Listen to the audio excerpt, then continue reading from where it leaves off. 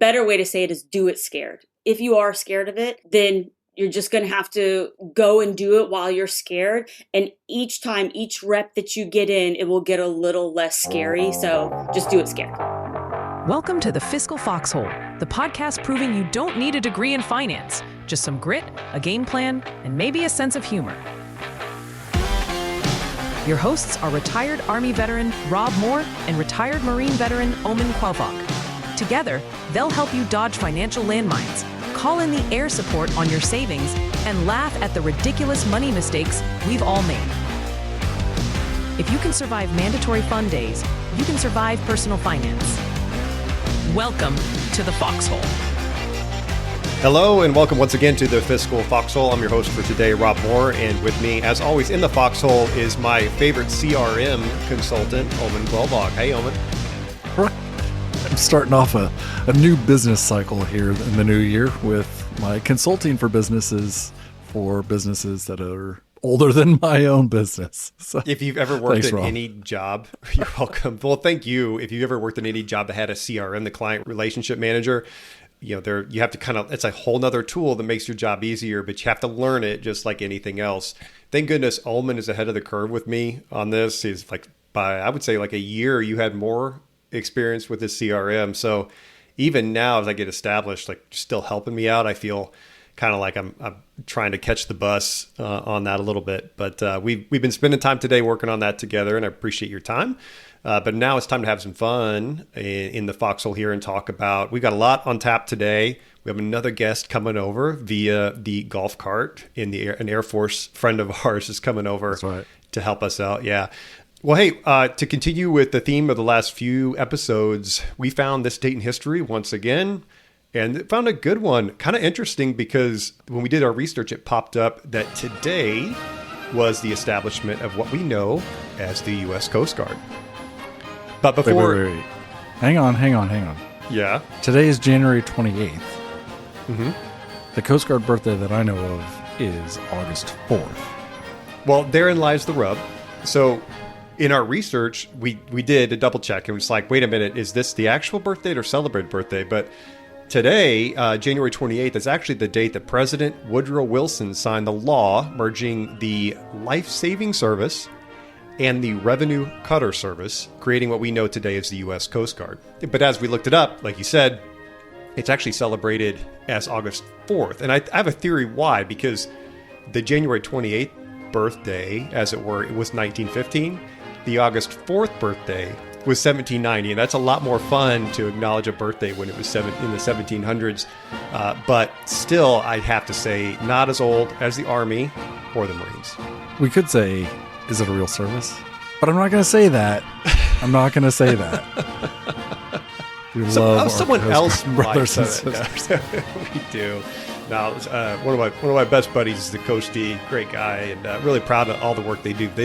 They've done a lot of really great work recently with a lot of challenges the country's faced. So happy birthday, I guess happy establishment day, we can call it, to our buddies in the Coast Guard. But there you have a little bit of history. This date, January 28th in 1915.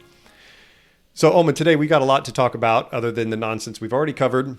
Yeah. But we have a lot of fun coming up. Like I said, we have a guest coming in. She's going to help us talk about credit today. Credit as we know it, no greater friend, no worst enemy. It is a wide seesaw on both ends that could be good or bad in regard to how you use it, how you can effectively use it, efficiently use it, or use it for worse means. Hopefully not. But before we welcome her into the Foxhole, we've got some other business to take care of, and that is this week's headline. Omen came through once again this week's headline with the last name. Not that bad. It's not that bad. Okay, you say it. How many headlines do you go through before you select one that has a name that I can't pronounce? This one isn't bad. I'm telling you. All right. Well, I'm gonna throw it to you then. The title of this week's headline comes to us courtesy of, quote, of Dollars and Cents, and the title is Home Equity Fake Wealth, and is written by Nick Magguilli. That's what I was gonna say. But it's spelled a little bit different. Of course it was. Magguilli. I probably could have got through it, but I can't. Talk about having a cross on your back, like I can't complain, if I'm able to successfully pronounce the name. Anyway, moving on from the article, quote, with the surge in U.S. home prices since 2020, Americans have more home equity than ever before. But due to high concentration of wealth in U.S. housing, some have begun to argue that rising real estate values don't represent real wealth.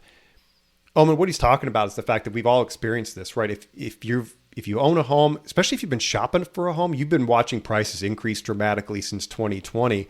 We actually got in the housing market right at the tail end of 2020, and we ended up chasing this dragon until June of 2021, where we finally found the right price, the right home, and our right offer that was able to secure us a house that we wanted. And we watched that go up in real time, putting offers in on homes as it went up. But now as we're here, we've seen it go up even further. And yeah, and to Nick's point, it feels good seeing that price. Checking on Zillow and seeing the price of our home. It's like, wow, okay, we made a good move because we've made, quote unquote, certain amount of money on our home. But this article talks about the fact, it's like, how real is that? Yeah, I mean, we've talked about this before, right? I mean, when you include your home in your net worth, we've talked about how illiquid it is, right? Like, how are you actually going to get that money back out unless you sell your home? We talked about selling your bathroom or something like that, right? A quarter, right. A little piece of your house just to get a little bit of net worth out of your home. But it's all locked into this property that, like, there's really nothing that you can do except for sell your home to get the net worth out or get the equity out that adds into your net worth. So yeah, we've talked about this before. It's great. And Megan and I bought in 23, and even our price value has gone up since 2023. We've talked about a market correction at some point in the housing market where it might hopefully come back down to the mean, but I don't know how that's going to happen. I don't know when it's going to happen.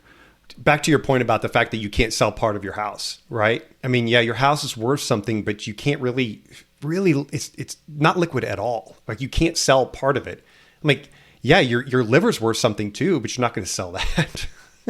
I might try. You need, I mean, there's a market for it, right? Want a kidney?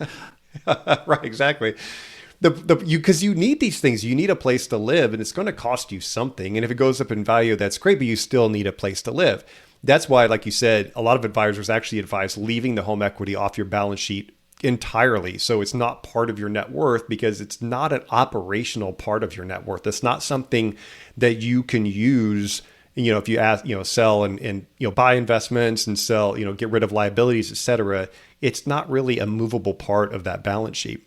Well, I was going to mention too, like the problem gets a little bit worse, right? Because if it could get worse, it's not just your home value, it's your neighbor's home value, right? So the market has gone up across the board, and you say, oh, wow, look at how much value my home has gone up over the course of 5, 6, 7 years. It's great. I'm going to go sell my home and go buy another one. Well, the problem with that is that your neighbor's house did the same exact thing. And so did the house across town. Like, it's all doing the same thing. So when you go to sell your $1 million house now, $1 million house, you're going to go look for a home of equal or greater value, something that you're trying to upgrade. And you're like, whoa, wait a minute. I was looking for a house for $350,000. That's not going to get you anything. That's what the price was when you bought it. But now their home value went up just as much as yours did, and you're still not going to be able to break your equity out of your home. It's going to be in your new home. So yeah, it's really leaving people in a position where they might feel stuck, actually. Like, I'd like to tap into this equity, but I can't. Yeah, a vacation home that you were looking at maybe 10 years ago, that's gone up too. Beach home, lake home, et cetera. If you were looking to buy a vacation home, that's gone up too. So even if you're like, hey, now this mortgage that we're paying now has gotten really, really comfortable. We've got a lot of discretionary income to use. Maybe we could buy that. Well, guess what? Now that price has gone up too. And so, like you said, it's the whole market typically that goes up, and with outliers in certain communities. But to your point, yeah, like you're just basically trading one appreciated asset for another as you move. Now, there are a couple times when equity does become a part of your balance sheet, or should be considered part of your balance sheet. But both of those are later in life. They're much later in life. So the first one is when you hit the point where you actually have your mortgage paid off. Now, even if you've done a 15-year mortgage, it still takes a while. But most people have that 30-year mortgage. They're trying to align, retirement with that cash flow goal of getting rid of the mortgage, paying off your house. That's great. That actually becomes very valuable because now you're responsible for insurance and taxes on the home, and your principal and interest payment goes away. That's super valuable. Another one is also even later in life, and unfortunately at a time when you can't enjoy it, is when you pass away. Then it actually becomes very powerful for your heirs because now they actually do receive that equity, assuming that they're going to sell it or divide it amongst themselves or whatever. There is real value that increases the value on their balance sheet of their life. And what's really nice, a lot of times if parents live to be a healthy age, a lot of times the children are approaching retirement when their parents pass away. So that, equity can help them, maybe pay off their home and achieve that same cash flow goal. So those are two real ways that equity can help and should be considered. This article also lists out a couple ways that you might be able to do this a little bit sooner as well. Like you don't got to wait until you're completely of old age and can't do anything about it. And that's number one, downgrade your home. We talked about maybe shifting from a home of equal or greater value, but Megan and I are reaching a point where we are actual empty nesters. And when we purchased this home, we thought like it's a good size for the two of us, but we still had the boys with us and we felt it was maybe a little bit tight, but we knew that we were on the cusp of empty nesting. Now that our boys are pretty much out of the house, we're looking around like, this is still too big. I don't think we want to care and feed for a house this large anymore. And so for us, we could actually conceivably downsize and start to pop out some of the equity that we have in this home. So I think that that's one good way to access equity before we reach, at least Social Security age. Hey, another way that you can get some of the equity out of your home would be to move to a cheaper region. And I say that as a guy living in Northern Virginia. Rob, I know you can relate as well, yeah, that there are definitely places in this country that are less expensive to live. Yeah, a lot of veterans live in Southeast Asia. Just saying that. It's a whole nother episode. Yikes. Yeah. And finally, we can rent, right? That was another point that this article mentioned. Yeah, we can absolutely rent. If you go back to our episode 5, we talked through this at length when we made the very deliberate decision. We said, this is what you should do when it comes to renting or buying. You should do this. You have to go listen to the episode to figure out what we said. But we went through the arguments for renting and buying and what that actually gets you. You can... Personally, like when it comes to your comfort level and how you live the rest of your life, renting is not a bad option. There are some cons that come with that, but if you sell your home outright, you get all of the equity that you have, and now you're paying somebody else a rent payment for the rest of your life. That's not always a bad thing. In fact, I don't know, maybe if that's right for you, go do that. So maybe it's not a bad thing at all. Yeah, exactly. Like we talked about in that episode, it doesn't move the needle too much as far as your long-term wealth projection or your long-term financial plan. There's a lot of trade-offs that you have to consider, like you said. This is why I liked one of the things my father-in-law used to talk about with me with anything related to, cars, buying a car, leasing a car, buying a house, renting a house. He just looked at all of these things as necessary expenses for the rest of his life. He's like, I'm going to have a transportation expense for the rest of my life. That's when he was talking about his car. Same with his home. He's like, yeah, I might pay it off. I might get a home equity loan, but there's always going to be maintenance and these other things. He's like, I'm just going to have a living expense, a house expense for the rest of my life, no matter if I pay it off or rent or whatever. So I really appreciated that mindset. It really kind of set me up for the right way to think about all the general expenses in life. Do you think you can just pay it off and not worry about it? Like, there's hidden costs associated with all of it. One more pro kind of to drop in here about having home equity is HELOCs. I know, I'm a little bit more friendly when it comes to using debt responsibly than a lot of maybe financial advisors are. But if you need to take on debt, a HELOC is a really decent way to do it. Make sure you're just looking at everything, doing it efficiently, doing it responsibly. Make sure that your cash flow can handle it going forward. HELOCs can extend payments out for a really long time. So just be aware of that. Look at all the details, talk to a professional. But that's one benefit of having equity. You can get that secured debt with the equity in your home. All right. That'll wrap it up for the news article. Once again, I think we've sufficiently used an article just to jump off and say whatever we want about the topic, which, I think is useful. And that's why people tune in, hopefully. Yeah. But we've got even more fun and business to take care of with our interview with Lacey Langford. Like I said, she's the host of the MilMo Show. She's the owner of MilMoneyCon, but we'll let her talk about all that stuff. And we're indebted to her as a friend and someone to help us build the podcast. So without further ado, let's welcome into the foxhole, Lacey Langford. Omen and I are thrilled today to welcome down into the fiscal foxhole, the illustrious Lacey Langford. Welcome to the show, Lacey. Thank you for having me. I'm excited to be here. Now, our first question for you before we dive into the meat of the interview is, have you ever been in a foxhole? Ooh, that's actually a really great question. I know it's going to sound wild because I was in the Air Force. Okay, so let me just tee this up right now. But I think 1/2 a day at basic training, we did some weird conceal and your face, your body, run out and hide, and we'll find you. And I think we had a little hole, but I don't know if I would call it a foxhole. It would be this is as far as the Air Force would dig. Before they bring in a backhoe, I'm sure. Right, before they brought somebody else in to do that. That's right, contracted out. We gave Eric a really hard time. He arrived in our foxhole in a golf cart, with a hot coffee, because he's Air Force as well. So we're not short on jokes for the Air Force folks. So welcome to the foxhole. So hope you enjoy it. Thank you. So we are big fans of you and your show, obviously the MilMo Show. We'll talk about that in a little bit.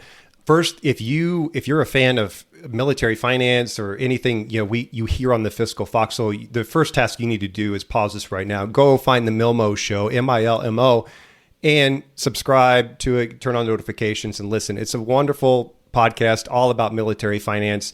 If you find this podcast relevant, you will love Lacey's work on the MilMo Show. Now, we've known Lacey for about 3 years now through the MilMoneyCon, which we'll talk about also towards the end. We've grown to be great, not only fans, but friends and admirer of your work in the military finance space. And one of the things we notice about you is your passion talking about credit when it comes to military folks and service members. We've structured this interview in such a way where we want to kind of lead with maybe some of the warning stuff, right? So get your heart medication ready, and a little trigger warning here. We're gonna front load this interview with maybe some of the bad aspects of credit and the misuse and the predatory practices. In your experiences, in your own words, as both a veteran yourself and your work as a coach and a financial counselor, and even your time as a speaker, what are the most detrimental aspects of credit? I think biting off more than you can chew is one of the most detrimental things when it comes to credit, in my opinion, because it becomes harder to manage. And a lot of times when people are, especially in the military community, the majority of people that serve are much younger. That's the bulk of the military force. And so you're dealing right there with youth.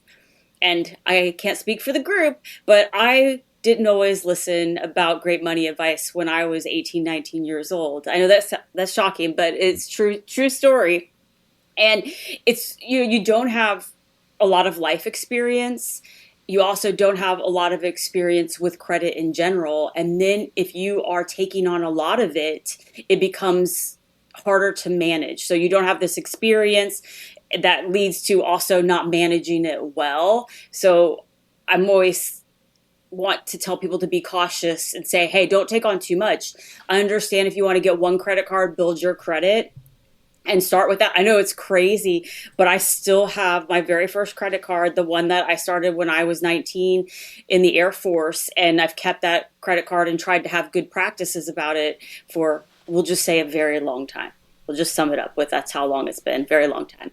So I think just taking on too much credit and not using it for the power of good and it helping you in your finances. And then it just becomes chaos if there's too many things. So your answer, I mean, I love your answer about the fact that it's young people entering the military, suddenly exposed to the fact that there is such a thing as credit. Some people haven't even been exposed to credit at all, period. And so the first thing that they get is they walk into the PX and here's a sign for a star card and let's get you signed up. Have you seen anything work in terms of the education of young military members that before they sign up for a star card or whatever that first piece of credit is, that they actually get some kind of education as to what they're signing up for? I think there are so many wonderful classes on military installation that are put on by, financial readiness or those type of centers, the aid societies that teach about credit, to understand the basics of it, understanding the interest rate and, what happens if you're late and how that's going to tack even more onto it. So I think going to a class is a really great way to start, because it's also the pressure of you're not singled out. If you're doing one-on-one like counseling and coaching, it's like they're directed at you, and it can be intimidating for people to have that or to be taught in that way. So going to a class where they're giving you an overview, they're giving you the basics, and it's really baby steps into building your confidence with credit. So I think that is really important. And then also the lessons learned.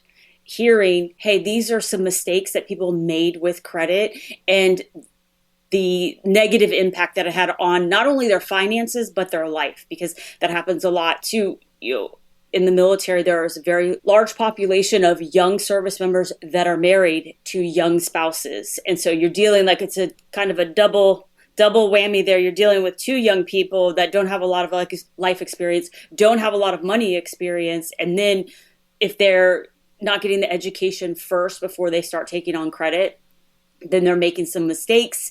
And if you fix them early on, that's wonderful. Yes, to be honest, I feel like when you make mistakes, you fail at something, that's where you learn the most.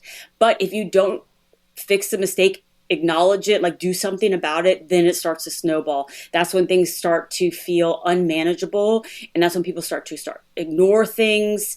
And then it just keeps building and building and building. So I think classes are a really great way to ease into it. And often they're touching on all the different learning styles.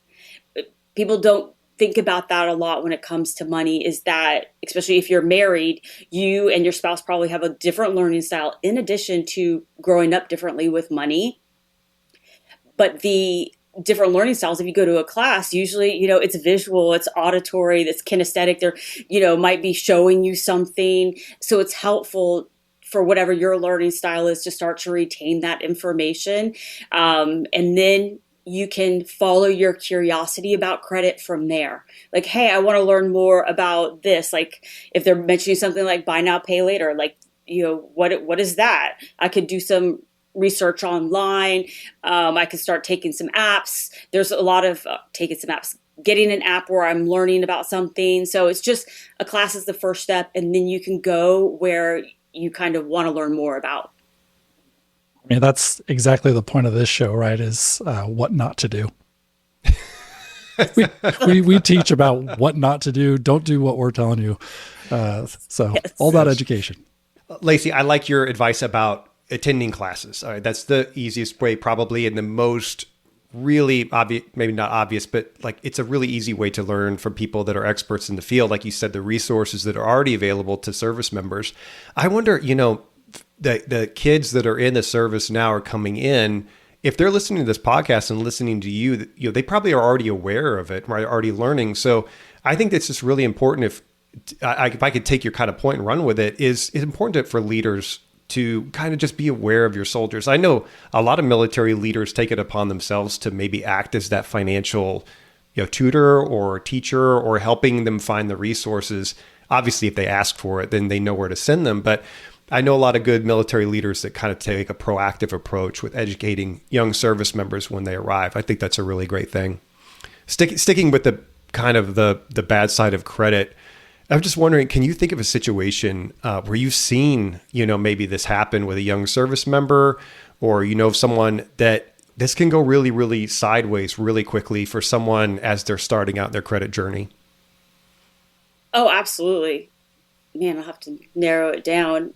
Just in general, some of the saddest are when it impacts a marriage and also your security clearance, because now you're messing with your future, your financial future, your livelihood, and marriage. I mean, that has so many ramifications, not just, I mean, in your relationship, but, divorce, those type of things lead to further financial problems. So I think one thing that I've seen is people, especially when they're younger, don't realize you have to pay it back. I know that sounds very, very obvious to most people, but there are many people that don't take it.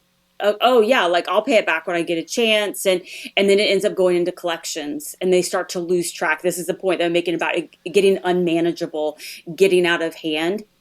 And so I've had a lot of people that have come in and just forgotten about credit that they established. And a lot of times it's at a store, where it's a store credit card, and it's they got offered at checkout, hey, you could save 25% if you sign up for a credit card today. And so they get it, and then they don't end up paying it. And it might be a little amount, but it starts to snowball when you don't pay it back. And then it's all right, you're arrived to a new duty station, so they're reviewing your credit. Your security manager is, and they're hey, you act this stuff in collections. And so you get a letter from your security manager that's hey, you need to handle your finances because this is part of the adjudication process. And most of the times you don't lose your security clearance. I think I've had one case where it was a female. She was high ranking and she lost her security clearance and was going to get kicked out of the military. And it was devastating. She had worked really hard for her rank and position. And that was just something that she never paid enough attention to. And usually, if you've gotten that far out of hand, it's you try to, it's like a fire that just little ones you put one out and then another one pops up. When it gets to that point, it's it starts to turn into a forest fire, and you need help. You need help putting out that fire. And a lot of times they're not getting the help that they need. And so unfortunately, by the time she sat with me, it was too late. But at that point, it felt too late to her. Hey, this is over. My career is over. They're kicking me out of the military. And I'm this part of the journey. I was but we can right now figure out how to right this ship so it doesn't continue to be a problem. So it's yes, this is very sad, very upsetting, but you will overcome this, and we can start to create a plan. And you might not have me as a resource when you leave, but I am telling you all of these other resources that you can use. So that's some of the really sad stuff in the relationships, somebody hiding credit, taking out a bunch of credit cards, not paying them, and then also too the spouse not realizing how far it had gotten, and now they got something in collections. But my point is you did notice all the purchases. You did notice all these bags coming into the house. So it's, so there's a lot of hard conversations when it gets that far gone with credit. But anybody that's listening to this, oh my gosh, I'm in this situation, or I might be close to this situation. It is not as bad as you think it is. I've never had somebody come in and it be, when they tell me the situation, what they are thinking, how bad it is, me as a financial professional, I'm nope, we can figure this out. I don't this woman getting kicked out, all this stuff. Nope, what she was thinking, I'm never going to get work. I'm never going to be able to do anything. I'm no, that is not the case. We're going to sort this out and make a game plan for the future. So there's always help for you, and there's a way to figure it out. It's a short-term problem. It may not feel like it, but when you talk to somebody that's an expert in that area, they're going to let you know this is short-term and it can be figured out. And that is so spot on, that when you're in that hole, that is all you can see. There's no chance for you to actually see the opportunities and the potential for what can be fixed beyond you. And Rob and I have talked on previous episodes about just kind of the pure fact that by our very nature, we tend to what if our circumstances down to the 99,000th degree. And most likely those 99,998 things don't actually come to fruition. So getting help for somebody to help you actually realize that there is a way out of your circumstances, Lacey, thank you for bringing that up. That is, there are a lot of sad stories, but there's definitely a lot of people willing to help as well. I was going to say, absolutely, there are. There's somebody like me that's sitting alone in an office on your base that would love to talk with you, would love to help out. All you got to do is show up and let them do their job. Like, that's how you should think about it. Is like, it is your problem now. Like, I need your help with this. And that is what they're there for. So you got to put it in their court, but they can't help you if you don't get it in their court. I love the accountability that you're preaching here. You know, that aligned with the idea that this too shall pass, right? It's in your court. You have agency. You have the ability to do this, and nothing is permanent. Like you said, it's an Omen, as you said too. It's like hard to see that. So good for you for illustrating that for people in that position. I was going to say, if you just said, Lacey, show up, just show up.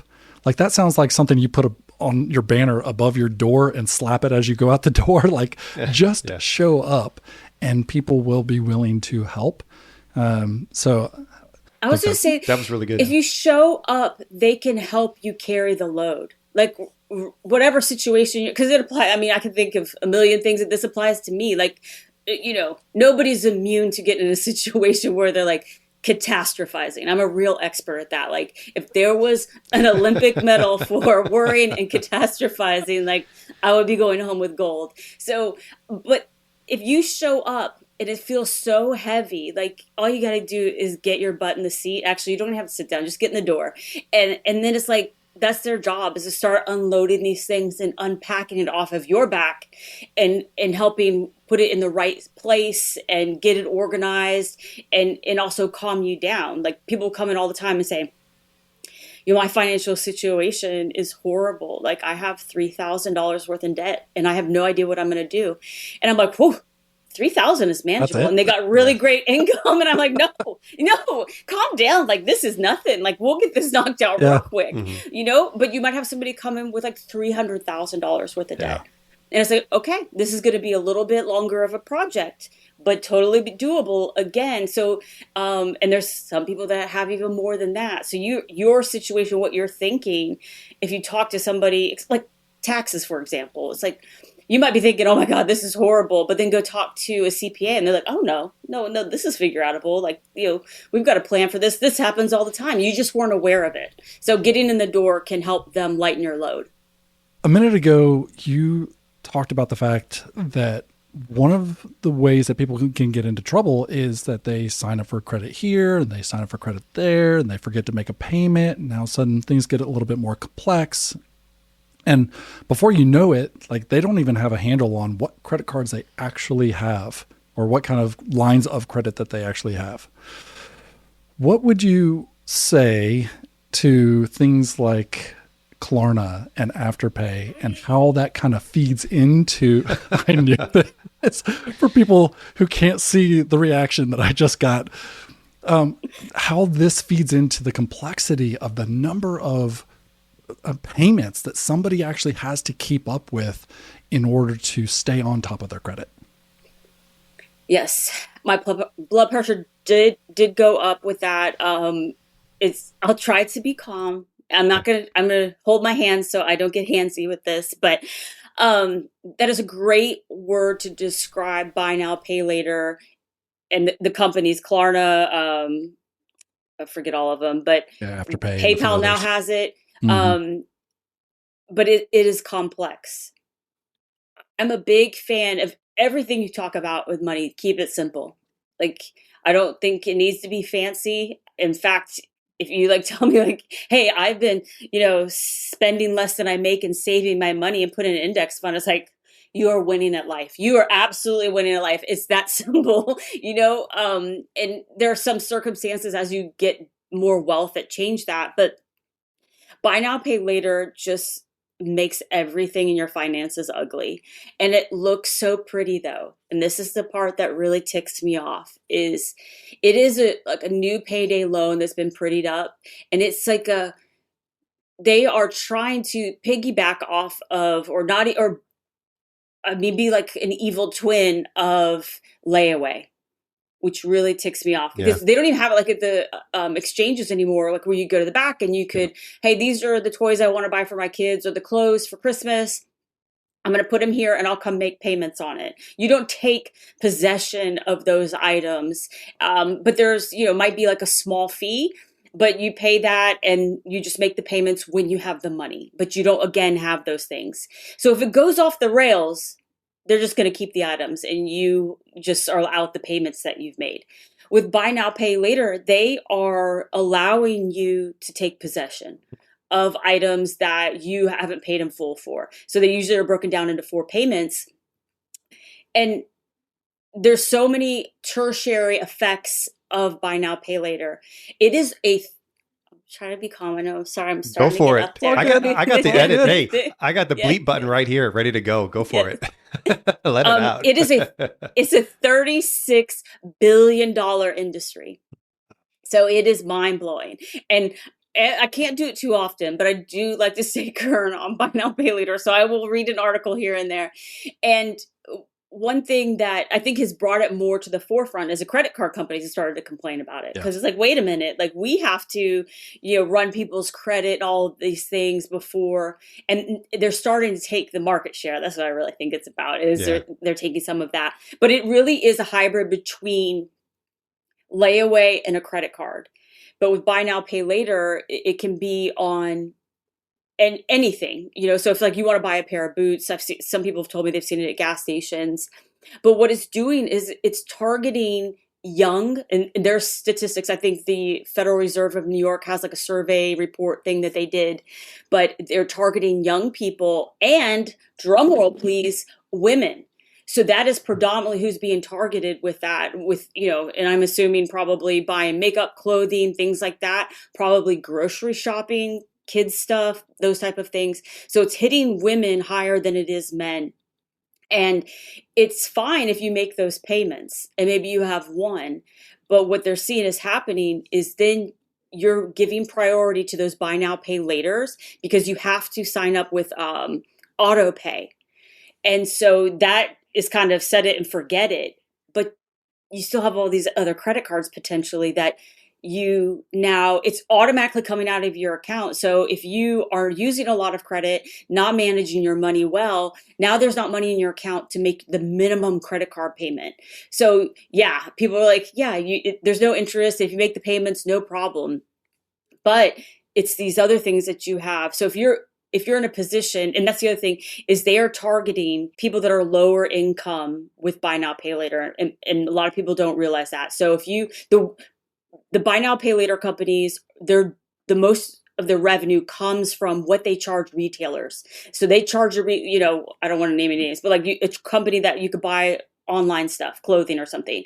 They charge that retailer a fee to offer buy now, pay later. So that's where buy now, pay later companies are getting the majority of their money. But the rest of it is coming from late fees and penalties.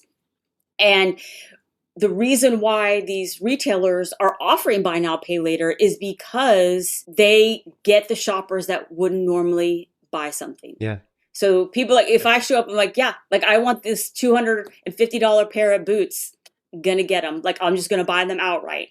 But somebody else that doesn't have $250 to blow on a pair of boots is gonna look at that and be like, you know what, I can't do it. Or if they may put it on their credit card.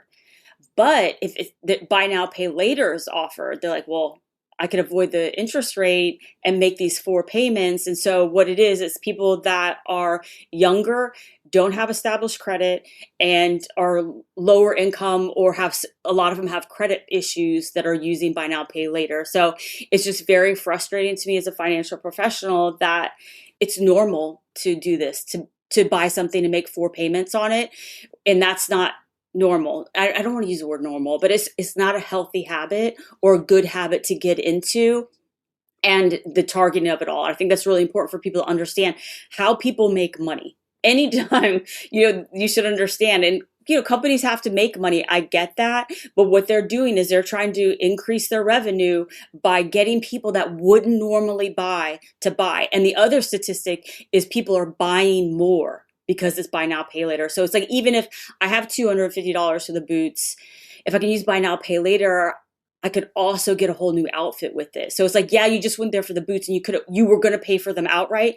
But when you saw buy now, pay later, you're like, I'm going to get more. And that's why retailers are offering that. So I'm sorry, I'll put a pin in it there. I don't even know what the question was, but you said buy now, pay later. I just want to get a pulse check just to make sure. Are you okay? Like, Omen and I are looking at each other like, wait, who's going to talk to her next? You talk to her. I should not have worn a sweater. I am sweating now. Oh my God. It makes me mad. It's just with the military community, it's already, that's, and that's who I'm thinking. When I think about pineapple, I hope everybody is smart with their money, but the audience that I serve is young. And I'm speaking to myself. I was young and enlisted and made horrible financial decisions at that age, just because, even though I grew up in a household that talked about money, that, my parents did teach me to spend money or spend less than I make and save my money. But it's like, there's all these temptations. You're like young, you want to go out. Like you'd rather have money to go out than, put towards your TSP or, not having a cute outfit to go out in. And so I just want military service to set people up for big wealth, in their later years. And it absolutely can be if they can avoid some mistakes like using credit. This episode is brought to you by the Military Financial Advisors Association. MFAA is a global network of independent, fee-only fiduciary financial advisors who specialize in serving military families. And we're not just highlighting it. Omen and I are members ourselves, so we know firsthand what they stand for. That's right. Every member of MFAA is either active duty, a veteran, or a military spouse, so they truly understand the unique financial challenges that come with military life. Plus, every advisor must hold or be actively pursuing the CFP designation, which is the gold standard in financial planning. So let's put that together. When you choose an advisor with MFAA, you are getting a professional who won't sell you a product, who knows the military life, and will plan using your hard-earned military benefits. Whether you're navigating a step out of the military after 4 years, a military retirement, or a transition into a work-optional lifestyle, MFAA advisors speak your language. Visit militaryfinancialadvisors.org to find an advisor who fits your mission. MFAA, real advice, real experience. This advertisement is for informational purposes only and does not constitute financial, legal, or tax advice. All investing involves risk, including the loss of principal. Information and opinions provided within the fiscal foxhole do not necessarily reflect official positions or opinions of the Military Financial Advisors Association or its members. Consult a qualified financial professional before making any financial decisions. I love the way you captured the intent of the kind of the first half of this, or the first part of how we outlined this. Because what I heard from you, you're talking about the young folks that are, maybe ill-equipped to handle this type of responsibility, and they're being handed this at such an early age, or maybe folks that aren't in a financial situation where they can responsibly use this, and that they're also handed this responsibility. It's like some of the things like the Afterpay and Klarna. If I was addicted to spending in debt, it takes some effort to go get a credit card. It takes some effort to go get a loan from a bank or apply for debt. With this, it's like leaving it around your house in little bottles. Like you can find it anywhere and everywhere. Any website you're on, it's like a little button, boom. Like that is so tempting for someone that has a behavioral issue. In private. Yeah. In private. That's the other red flag is it's in private. If you get a store credit card, you're standing at the checkout like, you know what? I do want to get more. And so all these people are standing around, you're holding up the line while they're running your credit. But these buy now, pay later, you're doing that in the privacy of your own home if you're shopping online. Now, some of them are easy at checkout, but yes, totally agree. I think that's my problem with the in private when I do like an Uber Eats order every once in a while. Like I'm in private, like, if I was standing there, like, I'm not going to order an extra set of I'll take a double portion. Fries. Like, I've done that when I travel for my Chipotle order. It's like, I wouldn't get that if they were scooping it on in front of everybody, but in the privacy of my hotel room, scarfing that down, yes. Yeah, extra guac with the side of guac, please, for my order. Yes. All right, so let's shift on a little bit. So I think we've done a really great job of kind of like warning the warning signs or all the malevolent aspects of credit and how it can be misused and misunderstood even at an early age. Turning to maybe a useful, like using credit as a tool. What do you normally tell folks that are maybe equipped to use credit about the good ways that it can be used, or it can be used kind of as a friend? That's really hard. Or do you? Yeah.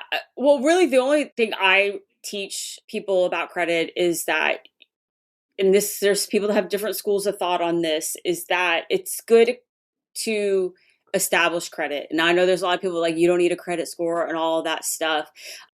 feel like some of those people have never served in the military and just being thrown in a town, or being diverted. And you just, there's a lot of times where you're just in a situation where, you haven't been paid your travel pay or you have back pay that's due. So there's so many nuances to everything, and every situation is different. So I think it is good for young service members to build their credit responsibly. But that could be something as simple as getting a credit card and paying it off as soon as you use it. So that's the only way. That's actually what I teach my teenage boys is like, yeah, we're just building up your credit. You're not like, this is money that you have. You should never put on a credit card what you don't have in your checking account. So I do think that that's in that way good. But then also, yourself. So that's another thing that I talk to young service members and couples about is that if you know this isn't good for you, then you shouldn't do it. You can build your credit by having your rent reported to the credit bureaus. You could have, if, maybe you get a car payment, that's the one thing that you have, that's going to build your credit. So, it's not like there's some race to have the best credit score. It's like you just want to, in an emergency, be able to establish something if you need to. So I don't think it's as big of a deal as people need to make it out, that they make it out to be. That yes, it's great if you can build your credit. It's not the end of the world if you've got, aren't ready yet to build it. You don't have enough life experience or the impulse control to do that. Or, if you're rebuilding, there's a lot of people that have destroyed their credit. They now have to start from ground zero and doing things like getting their rent reported to the credit agencies. So I think it just depends on the person, depends on where they're at in life, and also baby steps. There's no need to go full throttle into this. You don't need 10 credit cards. One is good. Often the other thing I have to talk to service members about when it comes to credit cards is this whole credit card rewards, which is something, and I say this to everybody that's in the military, is you should be careful about what you say, because you might be much more established in life, have dual income, and you can play credit card rewards, and you're both very responsible and do it. But then go and encouraging somebody, yeah, you should totally do it. You can get all these rewards. You could travel for free, stay in these really nice hotels. That's not for everyone. So when people normally come and talk to me about credit, that usually gets brought up. Like, well, should I get this one because I could get points and do all of these things? Well, the American Express Platinum is a big one that gets discussed because the fee gets waived for active duty service members. But it's still like, yeah, you get a lot of perks. But are you going to use them all? That's my question. Like, even me, I have stopped doing a lot of the credit card reward stuff because I'm like, I actually don't have time to go in and see if I've used all of these rewards. And it's like, clearly I didn't need to use them if I wasn't aware that I had this award. So it's just really, you have to be true to yourself and what your goals are. If it is to just build a little bit credit, then yes, you could just get one and keep it right there. Get some muscle memory with that. Until you get used to it, you need to set alarms, pay, when things are due, those type of things, set up for automatic payments, and set it in your calendar so you remember, yeah, this payment's coming out. So you can use it. You can be responsible. There are a lot of people that have no issues with credit, but they get all this trauma put on them from other people that have messed up their credit. It's like, no, I've never had an issue with that. And so that's why I say to each their own. In the spirit of honesty, I kind of led that question thinking in my mind the credit card rewards and the cash back, et cetera. And also the initial 0% introductory rate for 12 months or whatever. I really love how you took that and you ran to the heart of what we're talking about of the credit itself, like using it to build credit. You can use credit as a tool to make our lives more convenient, but also to build the credit so you can use the tool more effectively and more efficiently later in life as you build that skill. I like the way how you brought that up. The credit card, like the intro rates and the cash back or the rewards, are an ancillary part of that. Like if they come and they fit in your life, great. If not, okay. But the important thing is that you're doing all this responsibly. Well said. Thank you. I felt like it was a little bit rambly, but thank you. Oh, it's great. Definitely not rambly at all. And, my wife and I tried to take a simple approach to this. We have one credit card and we have one purpose for that. And that is to get the reward points for flights, for us to fly our son to and from his duty station back to us, or for us to fly to him. So we try to keep this as simple as possible, and we use the card, we pay it off each month, and we just move on with our lives. But I like what you said. You have to know yourself. And I think of people like, I don't want to demolish anybody. Demolish? Is that a word? I don't want to admonish anybody, but you think about the points guy, or, somebody who has basically a booklet of credit cards that they go through to try to generate all these points. I just can't imagine that's a full-time job in itself, trying to keep up with the number of credit cards to do that kind of work. And so, yeah, just knowing yourself, knowing your behaviors, and having a purpose behind why you would get a credit card in the first place, I think goes a long way. It really is a full-time job. I'm so glad you said that, managing all those points. And I don't have time for that. And I know for sure when my boys, one on my hip and one wrapped around my leg, like I didn't have time to manage all of that, like deployments. I mean, just getting ready for a PCS, those type of things. You're already juggling a lot. And so if you're at a point in your life that it's already hard to keep things pinned down and keep your hands where's everything going? Adding that into it just makes your life more stressful. And this applies to all the money. You don't need to max yourself out. If you max out your time and your money, there's no room to pivot. You've painted yourself into a corner. And so you can't take opportunities. If somebody's like, hey, we're going on this once in a lifetime trip and all you got to do is get your plane ticket. Well, if you have no money and you're in debt, you're going to miss out on something that, would normally cost tens of thousands of dollars, and it's going to cost you under $1,000. You've missed out on that.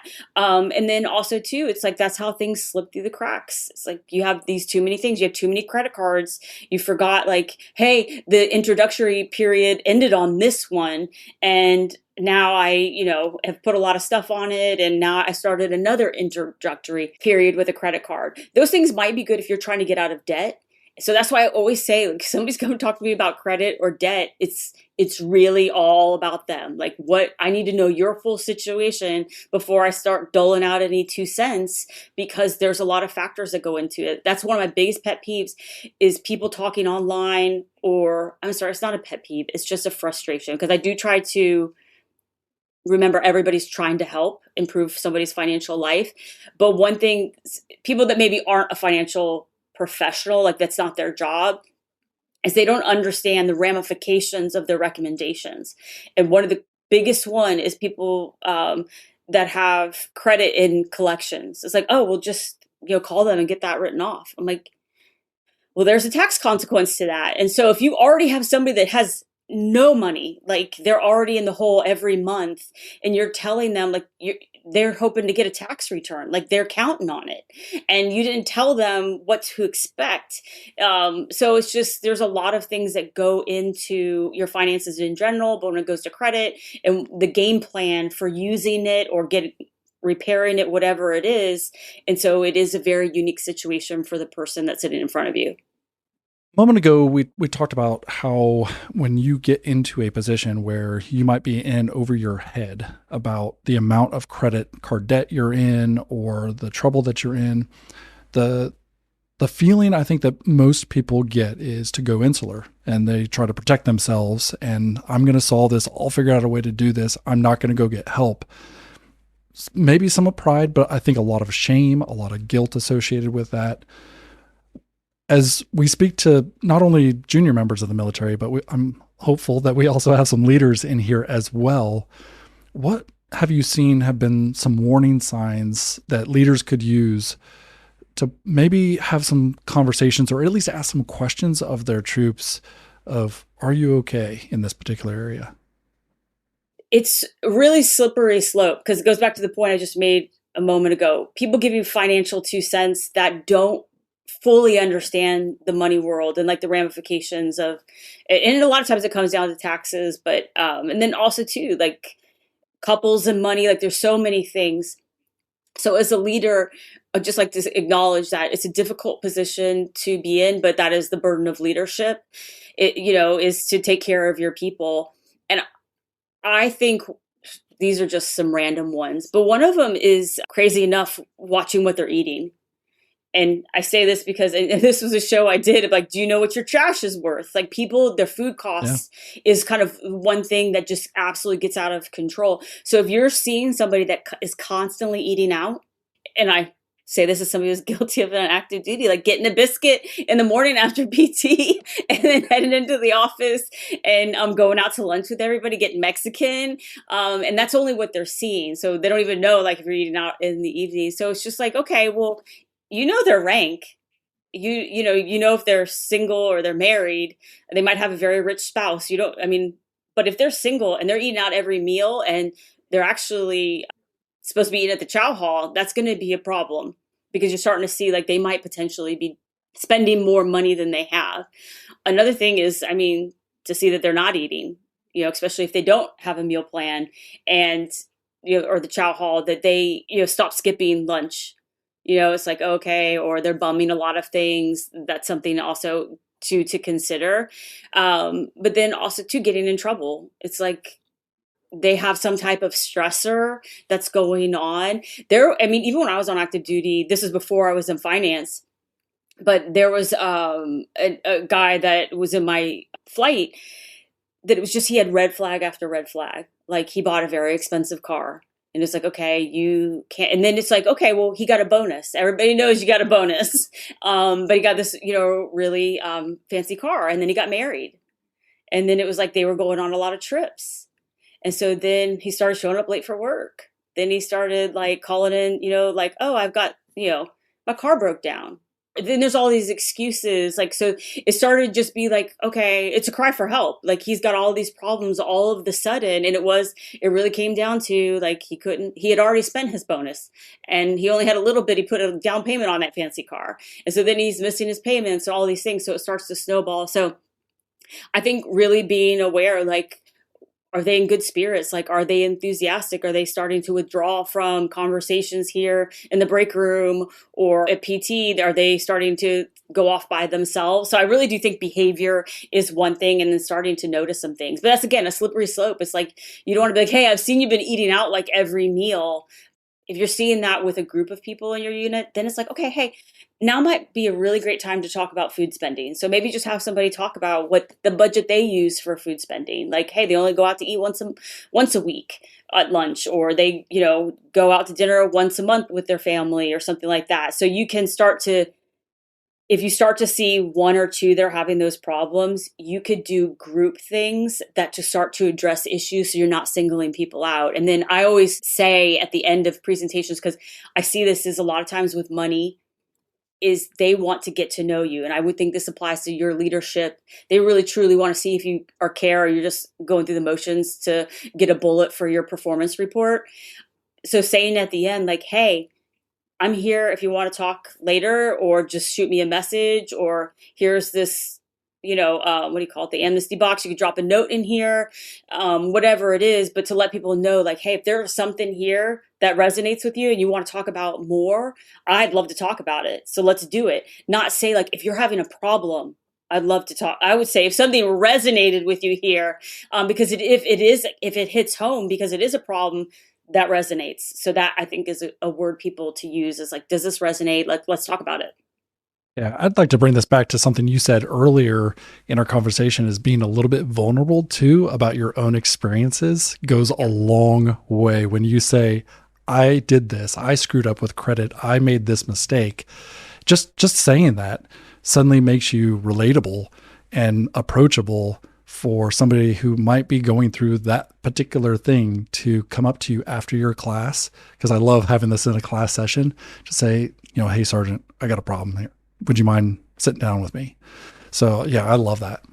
Yes. I think too that, one time I had a guy interview me and he was saying like, where were you when I was young and enlisted at the bar, like with all this advice? I was like, I would have been on the bar stool right beside you. This is just like life lessons you learn. And this is kind of, the career field that I've gone into, but it's just like, again, it goes back to being young, not having a lot of life experience. And I think stories help people, and being vulnerable. And it's not even being vulnerable, it's just being authentic. Like, yeah, I'm not perfect with money. Like, I've made a lot of mistakes, and I was young even if you're, an officer, like I was a young officer once and, getting used to all of this new money and steady paycheck and stuff like that. So I think being authentic about money conversations instead of the opposite, which happens more often than it should, is like, I'm doing great. See my car out there. We've been going on all these trips, like posting, the best of their life on Instagram. Like that's not real world for most people. So I think being authentic to be like, hey, yeah, we're not going on a trip this year because we're saving for a house or whatever it is. So be authentic about it.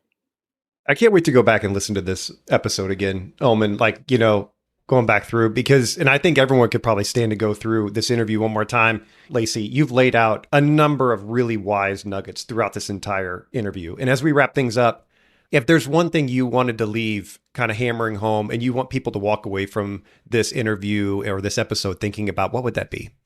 To not be so afraid of embarrassing yourself about money. I'm humbled all the time as a financial professional by new things that I'm learning or things that I didn't have the nuances of. And that's part of learning and growing and getting better is to be like, no, yeah, I don't understand what you're talking about. Could you explain that further? Or I'd love to learn more about that. Can we talk about it? Like, don't be scared to put yourself out there to learn more. Don't be scared to show up to, one of the aid societies and be like, I need help with money. Like there should be no fear, no shame in that. Is like, you're not special. There's a lot of people that have problems with money. So just don't be scared. It's, I guess that's not the way to say it. Is the better way to say it is do it scared. If you are scared of it, then you're just going to have to go and do it while you're scared. And each time, each rep that you get in, it will get a little less scary. So just do it scared. I can't think of a more positive way to end this. I mean, we talked about a lot of like negative stuff and how credit is bad and harmful. We try to leave in people with a hopeful message, and I can't think of a better way to do that. So thank you for that wise wisdom right at the very end as we move into the next segment. And speaking of the next segment, there's this really great podcast we're a fan of, and they have a game time part of it, and we totally stole that. Yes. It sounds like a great idea. Yeah. So it is. This is the time in the foxhole. We are moving on to our trivia segment. Okay, so this is our trivia challenge, Lacey. This is kind of an ongoing trivia challenge between Omen and myself. Now, as you can see, late last year, Omen scored a few points in this back and forth. And he's proudly displaying his winnings there. And on it says, I forget, what does it say on there? The random trivia guessing. Random trivia guessing champion. Yeah. Did you have that made yourself, Omen, or was that awarded to you? I'm not that bad. It was awarded. There was a whole show and everything. Yeah. The thing is, what you do, Lacey, which is great, is you actually have questions that people might actually know. As we go back and forth asking questions to each other, we are clearly scuttling each other with the worst possible questions that no one would ever possibly know. So now you're answering for me today. Okay. Warning. Okay. So hopefully, I'm assuming Omen did the same. I'm interested to see if he's going to be polite to you because you're a guest and we look up to you, or he knows you're scoring for me, so you're going to get the same treatment. I think it's going to be the latter. No mercy, Omen. No mercy. No, I mean, Lacey, you can get out your spin the wheel, your dice, your whatever you need to answer this because it really is as random as it gets. All right, you ready? I don't know. I think I am. Let's go for it. All right, here we go. It is somewhat related to the show. It is a multiple choice, so just wait for the answers here. Here we go. How long does a hard inquiry affect a FICO score? Is it 6 months, 12 months, 24 months, or until the count is closed? When they die? Can you read them one more time? Oh, the account of the inquiry. I was like thinking the FICO score closes. Like, does that happen? I'm sorry, go ahead. Yes, forever. So 6 months, 12 months, 24 months, or until the account is closed. I'm trying to be a better test taker. I've learned that from doing game time on my show. I've noticed guests, like I can now pinpoint which ones are the good test takers because they like rule some out. So I'm ruling out the last one. Okay. So All right. got it down to 3. I actually think it's the first one, 6 months. Okay. Is this your final answer? It is my final answer. Okay. Rob, I'm sorry. You do not get a point on this one. Yep. Lacey, don't feel bad. I ended last year with like 0, right? I didn't get any. We started, what did we start in October? That we started this, and we did like 14 episodes. I couldn't get a single one right. Well, that does make me feel better. I appreciate it. Yeah, because of the random, we just throwing stuff at each other. Like, well, you would never know it. So we're like, all right, rule some stuff out. It's like this, I get vibes about this answer, and so I'm going to give it. So please do not feel bad. Is it the second one? Yeah, what is it? It is the second one. It's 12 Dang months. That's what it was between those two. Yep, 12 months. But it also stays visible on your account, though, for 24 months. So people might think that it actually is 24 months because it's sitting there right there in their credit report, but it's actually only 12 months. The question's flawed. I object for the premise. No, it's actually a really great question, one that a financial professional should know. So, but I knew it was one of the two. No, I'm glad.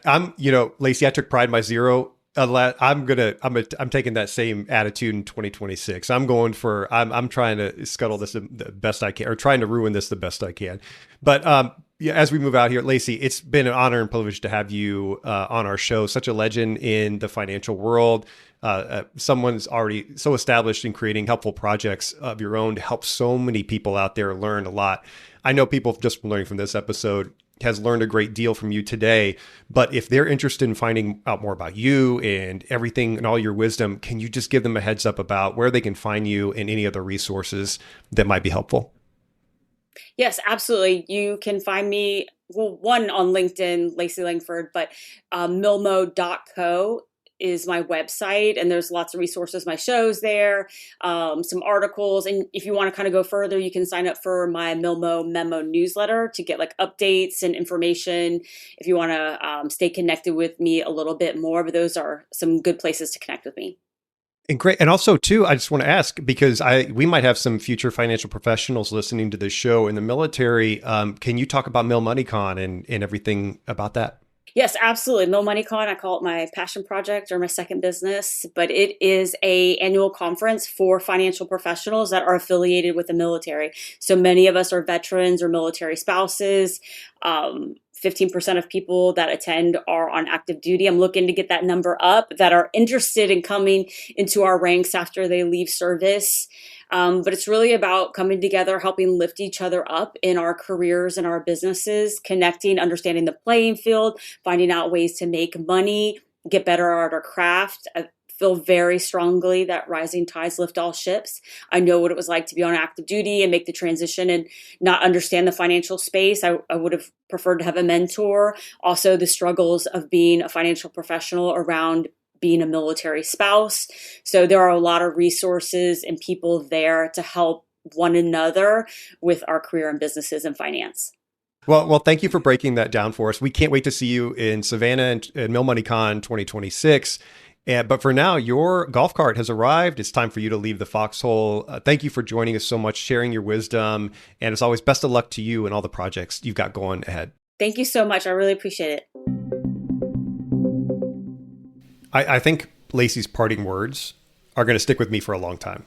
That do it scared. I love that little nugget. That's a really nice, concise way of saying the only way is through. Like, you have to face your problems. All the things that we've said things like this in the podcast.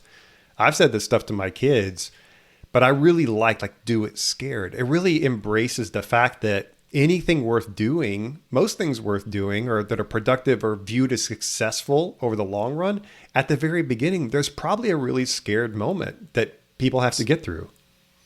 Yeah. I mean, I could not agree more that, I mean, even in the things that we've done, even in the things that the courage that it takes to get out of the military, right? Like, that you're going to have to retire one day. That is a scary thing. And arguably, I think that's why a lot of people go into a related field almost immediately after, is because that is less scary. And I don't necessarily want to call people out for taking the easy path on anything, but part of the adventure of life is getting a chance to do some of the things that you feel called to do. And quite often they're uncomfortable.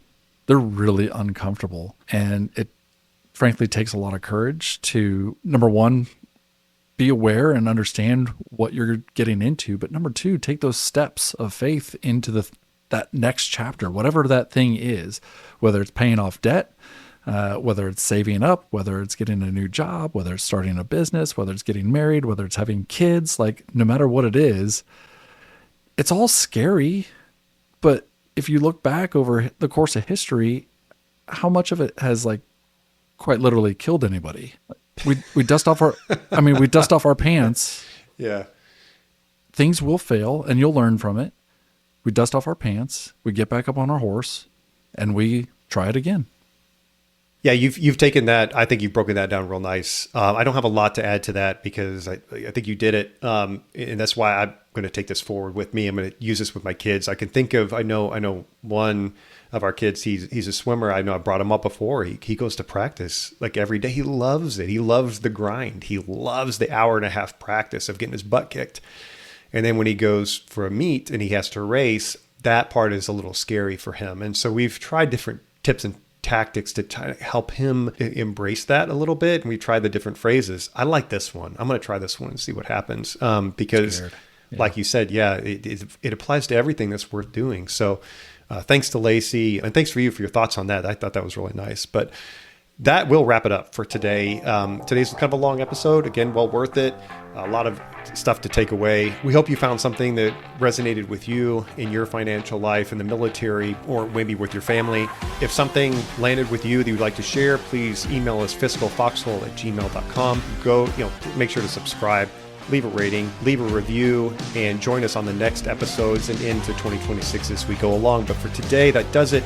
Omen, please help us out. What are our main takeaways from today? We've got 3 of them, as usual. First one, if everything is highly valuable, nothing is highly valuable. Rising home values don't automatically increase your buying power if everything else rises too. Housing wealth only becomes real when it changes your options. Takeaway number 2, most credit disasters don't start with recklessness. They start with convenience. Used with intention, credit adds flexibility. Used to cover lack of income or lack of savings, it can quickly become enemy number 1. And takeaway number 3, buy now, pay later turns choices into obligations. What starts as flexibility quietly converts discretionary income into mandatory payments, shrinking your future options long after the purchase feels forgotten. We'd love to hear from you. If you have questions you'd like answered on the show, please send us a note to fiscalfoxhole@gmail.com.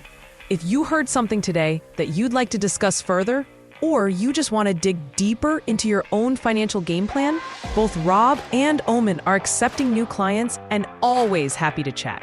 You'll find the links to their websites or to book appointments in the show notes. Rob Moore and Omen Quilvog are both registered investment advisor representatives. This podcast is for educational and entertainment purposes only. While they are both advisors, they are not your advisors. Therefore, nothing you hear on Fiscal Foxhole should be taken as specific investment, legal, or tax advice. For guidance tailored to your situation, please consult a qualified professional who understands your individual circumstances.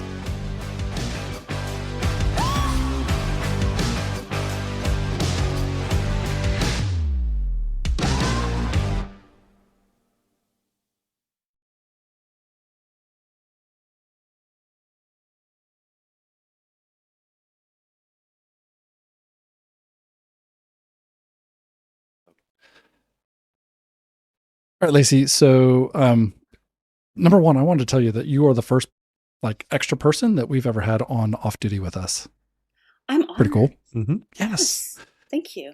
I thought for this off duty, so we're kind of in the season of where shows are. We've finished up some seasons. My wife and I have finished binging a couple things, and then I was curious, what are some shows that you are looking forward to coming around again next year for another season? Do not watch too many TV shows. I know that sounds wild, but I am just working all the time. So, but there are some. There is, dang it.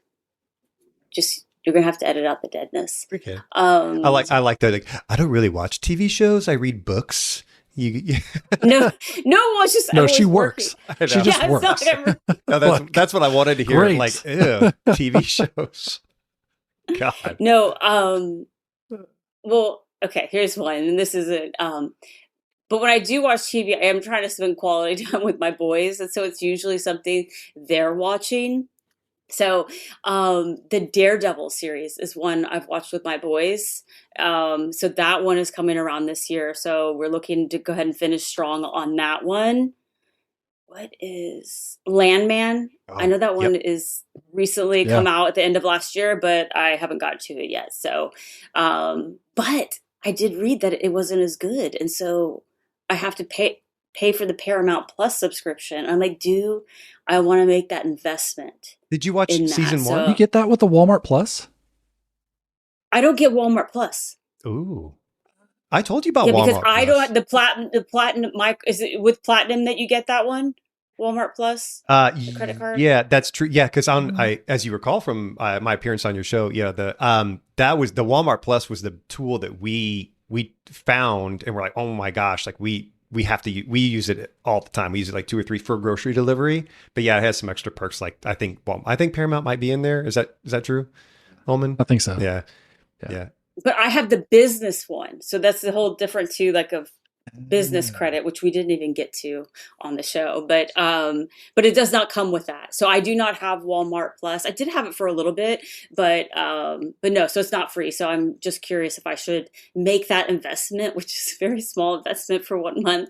But that one. What are some other ones? Tell me, and then we'll. Well, did you first of all did you watch the season 1 of Landman? Yes. Oh, okay. I love that. Yeah, it was so good. So you're saying season 2 isn't as good? I haven't heard any. I just saw that it was coming. I was excited about it too. Yeah. That is a headline I read. And full disclosure, nothing I went deep into, surface level. So I'll probably still watch it. But Yeah, so we are big into All Creatures Great and Small on PBS. Have you ever heard that I've one? never heard that. I think it's like 6 or 7 seasons, but it's basically based in England. It's a veterinary clinic based in England around World War II. So just really cool series. My wife and I enjoy that. One's fixing to come out like any day now, actually, for the next season. And then we got done watching, and we don't watch a whole lot of TV, but when we do find a show, like we're all you're like, in we it. go. Me too. The Day of the Jackal and Long Bright River, 2 series on Hulu. So obscure. That are just, and they were amazing. And the Day of the Jackal, like that one's definitely coming back for another season for sure. And because they leave you in a spot where it's like, yep, definitely coming back for another season. So we're looking forward to that coming back.